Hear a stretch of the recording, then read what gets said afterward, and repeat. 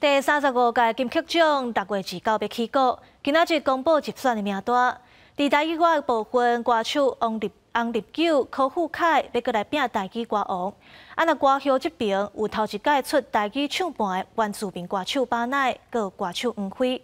另外，最佳台语专辑有乐团白火器、青塘、ROE 等等，名单风格是正多元。 台语真的是一个非常美妙的文化，然后可以有无限可能，希望大家都可以互相交流。讲台语长时行，用台语创作，也有真侪少年辈加入。台语歌手左眼文发现，台语创作是愈来愈多元。喜欢台语的年龄在逐渐下降，所以我觉得现在有很多非为台语为母语人士的人，然后也一起加入制作台语的那个领域里面。 今年金曲奖台语创作车拼精彩，第20届台语歌王翁立友，搁再挑战第35届最佳台语男歌手。独立歌手陈平以伊的第1张台语创作专辑《简单一句话》入围。林俊逸让9年推出的台语专辑《上好的一年》也入围。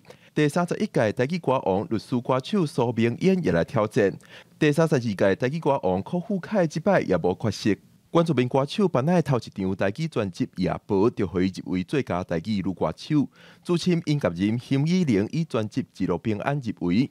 33届台语歌后江惠琪这摆搁再挑战，出道超过20年的黄辉也榜上有名。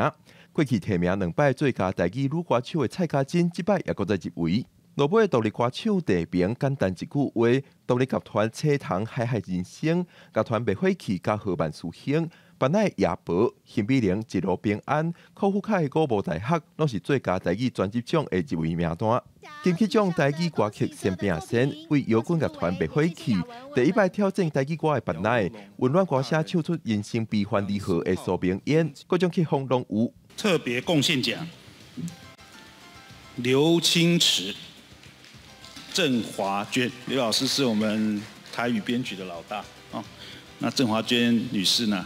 应该就是从华语到新台语啦。特别贡献奖分别颁予写出惜别的海花，爱拼才会赢。这歌出名台语歌的编曲家刘清池，还有今年在德国离开人间、下过华语新台语时代的歌手、书曲作家陈华冠。